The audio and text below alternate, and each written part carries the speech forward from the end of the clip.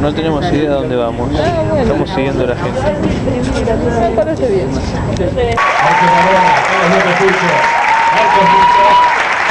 Y Daniel Rabinovich.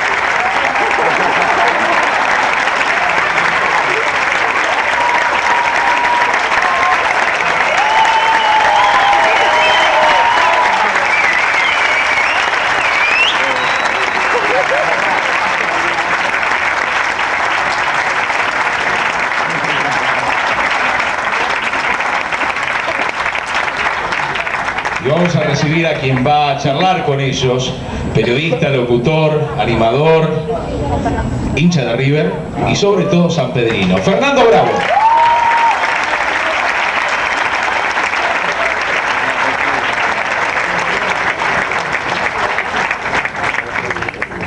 Bueno, muchas gracias. Lo que creo que va a suceder en este lugar durante los próximos minutos será que ustedes tengan también la posibilidad de charlar con los muchachos y poder meterse un poco en las entrañas de lo que será la presentación de este disco. Yo les agradezco a ellos que me permiten acompañarlos.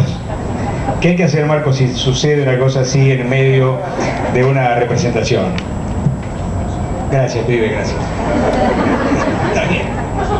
¿Cómo hacemos en la radio? Bueno, lo que pasa es que en la radio no se ve y eso es una ventaja enorme. En cambio aquí uno está a telón abierto. Bueno, yo le agradezco, digo, a los chicos que me hayan dado la posibilidad de acompañarlos en esta otra etapa de lo que es esta muestra, que es realmente exitosa. Lelutier, al cumplir 40 años, me parece que está entregando, digamos, su historia a la consideración de la gente que lo ha seguido por generación y generación. Y esto es realmente saludable, que tanta gente tenga la expectativa enorme por encontrarse con ellos y por encontrarse con la historia. Se reprogramó. Está bien, no te... Gracias. Bueno, yo quiero confesar algo. Uno de los momentos de mayor adrenalina que he vivido en mi vida profesional fue cuando los chicos me invitaron a tener una mínima participación en uno de sus últimos espectáculos. La escena era que estaban transmitiendo un programa de radio y yo debía entrar y decir la temperatura. ¿Qué les parece poco? Había que haber estado ahí para decir la temperatura, porque yo creo que he construido mi carrera, digamos, a partir de mis errores, y esto ha quedado claramente demostrado. Pero tenía la enorme responsabilidad de no equivocarme, porque si yo ese día me hubiese equivocado, hubiese tartamudeado, hubiese dicho mal la temperatura, lo que Daniel Rabinovich hubiese hecho a partir de ese momento, estos días, ha sido una cosa terrible y además insoportable. Una vez, no me acuerdo por qué circunstancia, le quedé debiendo un peso y me lo reclamó en cuanta nota periodística le hice en los próximos 3 años de aquella deuda contraída. Afortunadamente las cosas me fueron más o menos bien, pude saldar con Rabinovich y bueno, pero sinceramente se los agradezco porque fue cuando alguien me pregunta, ¿te pones nervioso? No. El gran día que me puse nervioso fue el día que tuve que participar en aquel espectáculo de Lelutier. ¿Cómo te habrás puesto nervioso? ¿Cómo te habrás puesto que no furciaste? Exactamente. Exactamente. La presión en Héctor Pascuales, dijiste, o algo así. Efectivamente. Héctor Pascuales. Bueno, este disco que tengo aquí en mis manos, Lelutier en vivo, desde el disco del cual vamos a charlar ahora con los muchachos, yo lo acabo de adquirir en el stand.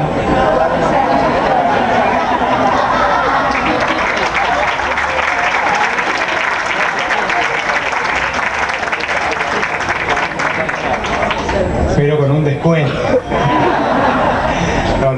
Digo esto, doy esta pequeña señal por si alguien quiere encontrarse con este hermosísimo material a la salida de esta charla, lo podrán hacer tranquilamente. Bueno, este disco remite a... lo recuerda. A ver, Jorge. Sos el de que tenés, me parece, el mejor memoria de todos. Los 4 primeros, después hubo 2 de vivo. Fueron los 4 primeros discos, después hubo 2 en el teatro en vivo y luego 2 más de estudio. ¿Les ha resultado, digamos, grato grabar en estudio, hacer discos de estudio? ¿Cómo lo evaluaron ustedes los resultados? Porque el disco en vivo tiene la particularidad, y uno lo nota, de que el espectáculo o el disco lo está terminando el público, ¿no? Porque el público con sus risas le coloca, digamos, lo que tiene que colocarse a todo espectáculo de Lelutier, ¿no? La participación del público para los momentos, los pases, y además el disco despierta la imaginación, ¿no? ¿Qué estará sucediendo ahora cuando hay una risa, digamos, sostenida de parte del público, ¿no? ¿Cómo lo ven a eso? Sí, grato nos resultó siempre, más que nada al principio, porque estábamos deseando grabar. Pero siempre las grabaciones en estudio fueron una adaptación de lo que hacíamos en el teatro. Más fácil al principio, porque al principio hacíamos más música, claro, más un recital con poco teatro. Claro. De todos modos era una adaptación, algunas piezas iban muy fácilmente, algunas ganaron con la adaptación, pero muchas perdieron porque faltaba ese ingrediente de la escena. Eso un poco se agravó con nuestro desarrollo, en el que fuimos haciendo cada vez más escenas teatrales y se hizo más difícil transmitir bien en un disco lo que estaba pasando. Entonces las adaptaciones eran más dificultosas o había que eliminar unas cuantas piezas de cada espectáculo. Luego nos sentimos muy felices con el resultado de la grabación de los espectáculos en vivo, con Más Tropiero que Nunca, Mucha Casilla de Nada, donde se transmite realmente lo que estaba pasando, el clima con el público, inclusive, bueno, eso que decís, a veces la gente no sabe qué está pasando, pero se percibe ese clima tan lindo. Claro. ¿Cuál ha sido el criterio de selección? Si es que ha habido algún criterio, ¿cómo fue lo que...? Sí, no fueron los 40 años de nuestra historia porque ya habíamos grabado mucho. Sí, esto empieza desde el 86 con el Bolero de los Celos, que está grabado en Bogotá, en el Teatro Colón. Es de estos 2 discos la única pieza del sexteto Lelutier con Ascher incluido. Las demás son posteriores, ya del 99, 2000, 2001. Y también hay una participación de la Camerata Bariloche en un par de temas. El Grosso Concerto, claro. Las 2 piezas sinfónicas que acá recogimos son Las Majas del Bergantín y La Hija de Escipión. La Hija de Escipión, efectivamente. Bueno, y otra cosa que nos alejó un poco de la grabación, un poco mucho, es la aparición de los videos y los DVDs. Claro. Cuando a partir de los 90 el video era una cosa más fácil, ya teníamos cintas y empezamos a grabarnos nuestros espectáculos, también nos alegró mucho poder tener un producto bastante más parecido, si bien era otro medio, no es el teatro, pero se parece mucho y uno puede adivinar mucho más lo que está pasando. Y por supuesto ver las obras puramente mímicas o puramente musicales que a veces no rendían tanto en el disco. Bueno, a mí me gustaría que, si ustedes quieren hacer alguna pregunta, acercar de alguna manera también una participación mucho más íntegra con Es la despedida de la Expo, termina la Expo, en principio terminaba este domingo, pero bueno, ahora va a terminar un par de semanas después. Para nada la despedida del grupo, para nada, estamos... Claro. Hablando de esto, yo me acordaba que Marcos tiene una amiga que la tenía en cinta, pero ahora la tiene en DVD.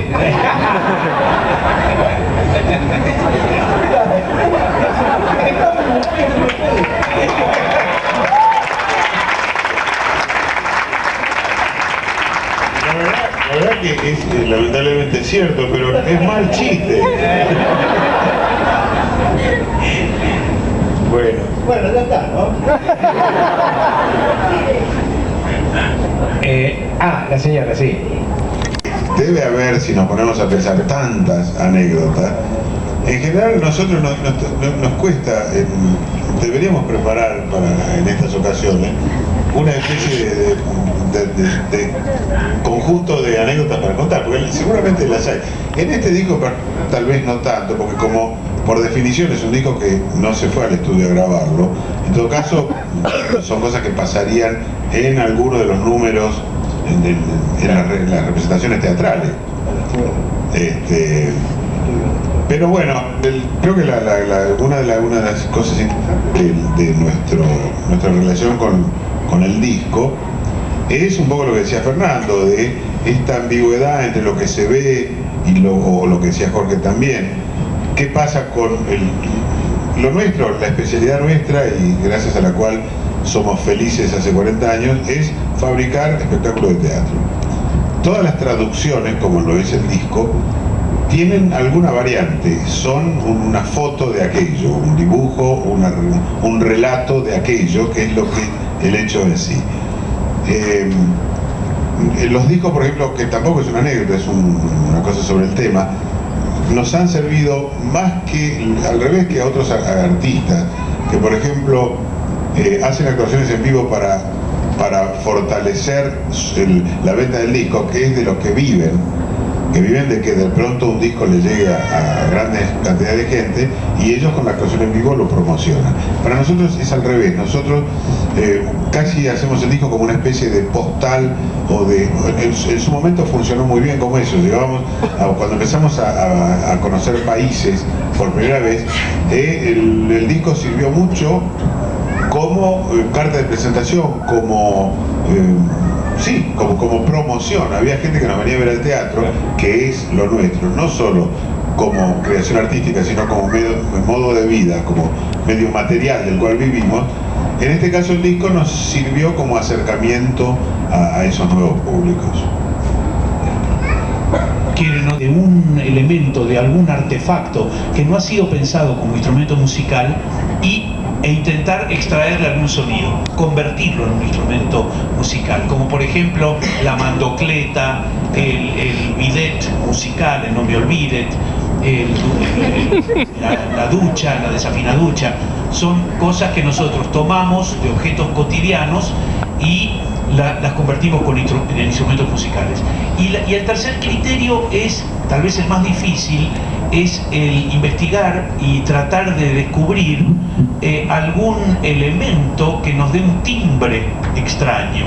Como por ejemplo, el más típico es el yerbomatófono, ¿no? Nosotros con eso, los primeros mates los hizo Gerardo.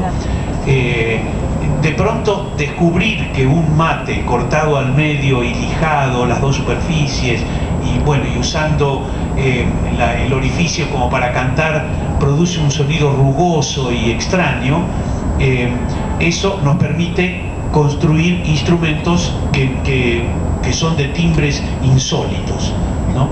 Ahora, cuando empezamos a construir un instrumento, apostamos a que suenen, ¿no? Se intenta, por ejemplo, que sean afinados, que tengan una cierta extensión. Con ello quiere decir que se puedan tocar varias notas, ¿no? Y que puedan ser interpretados por nosotros. Hay algunos que son los más simples, que son los que incluyen un teclado, como por ejemplo la ferrocalíope, el campanófono que tocaba Jorge, la manguelódica neumática.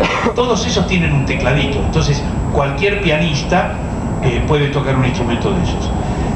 Los instrumentos de cuerda también, hay unos cuantos aquí que tocan. Ellos tres, por ejemplo, pueden llegar a tocar cuerdas, sobre todo Carlos. Pero hay otros también que son absurdos para tocar, como por ejemplo el bass pipe, ¿no? Interpretado magistralmente, virtuosamente por Daniel. Es el intérprete más virtuoso que existe en el mundo y el único protagonista. Sí. Así que la apuesta es que suene bien. Bueno. Nuestra próxima gira, que empieza aproximadamente en 2 semanas, es un año en Yucatán.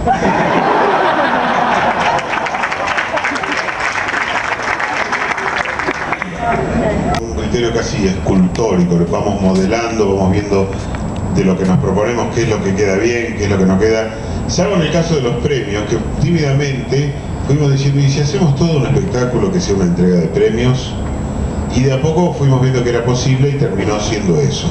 Hay una trampa que esconde algunos números que podrían estar en un recital, pero que son los números que sirven a la idea de la entrega de premios, como suele suceder en esa entrega de premios, que hay un artista invitado que viene a amenazar la fiesta, como decimos en el espectáculo. Para el próximo, todavía estamos en la etapa de estar fabricando los componentes aislados. No sé si habrá una nueva cosa formal o tecnológica. A ver. Puedo agregar algo. En los últimos espectáculos, los últimos 3, si no me equivoco, hubo hilos conductores, aunque no tan explícitos como Mastropero. En Bromato de Armonio estaba la escena de innovaciones y después estuvo Radio Tertulia en Todo Porque Rías, que fue más o menos como lo describe Marcos. Estos hilos conductores en su momento fueron proyectos que iban a ser una canción del espectáculo, un episodio, y de pronto al probarlos se vio que funcionaban, que eran mucho más ricos, que podían extenderse, hasta que prácticamente coparon cada uno de esos espectáculos, ¿no? En el caso de los premios fue ya mucho más explícito, porque las primeras pruebas que hicimos vimos que era un vergel inagotable, y entonces fácilmente lo vislumbramos como hilo conductor. Ahora por el momento no llegamos a eso todavía. La señorita protestarnos diciendo que el final era misógino, ¿no? Y lo consideramos que le causaba disgusto o que no era gracioso. Lo consideramos y cambiamos el final y volvieron a insistir que seguía siendo misógino. Y finalmente creo que Laura, tu señora, propuso una vueltita y bueno, finalmente la esposa de Marcos nos dio el final, que es el que existe en este momento. En realidad el comentario había sido que era un poco misógino de nuestras mujeres, entonces lo hicimos más misógino. Y ahí quedó bien. Prometiste que era divertido. ¿No lo fue? Yo no me acuerdo en este momento cómo era. ¿Alguien se acuerda de la letra final? Sí, yo me acuerdo. Han cerrado su ventana, decíamos. ¿Sí? El final de... ¿Se acordan los anteriores, no? Él insistía en cantar una serenata a una chica que no le daba bolilla. Entonces al final, en una actitud de energúmeno total, de la cual nosotros nos reíamos, le decían, sí, debe ser lesbiana. Pero estaba claro que la burla era al tipo que piensa así.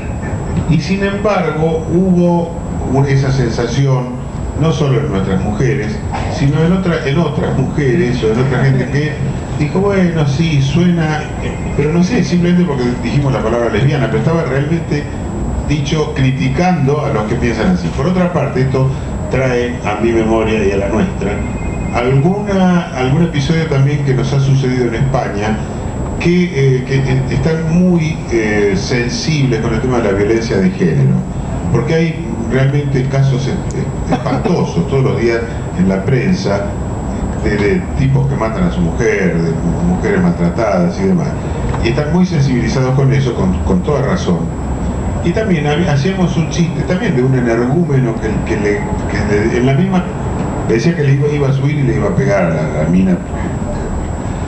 Y también a alguna gente le cayó tenso o agresivo, cosa que nosotros nos hace pensar que sigue no estando, después de miles de años de tradición teatral en nuestra civilización, todavía nos sigue quedando en claro que el actor representa a un personaje, y muchas veces dice esto que estoy diciendo, lo dice un tipo que piensa lo opuesto a lo que pienso yo. Parece que todavía se confunde, aunque yo esté haciendo de Rasputín y diga una cosa, en algún rincón piensan que yo pienso lo mismo, ¿no? Eso me hace acordar a otra obra, sí, al radioteatro, en el cual nosotros, parodiando a esos culebrones terribles que nos llega de vez en cuando desde el norte, habíamos inventado un personaje que era una sirvienta de una casa que era cieguita, la cieguita de Laida, y que era violada por su propio tío. Una cosa desgarradora. Por supuesto, lo hicimos lo más truculento posible, como para desnudar, justamente para hacer una especie de denuncia de miren a lo que nos tienen acostumbrados los culebrones de radioteatro. Y vino gente a decirnos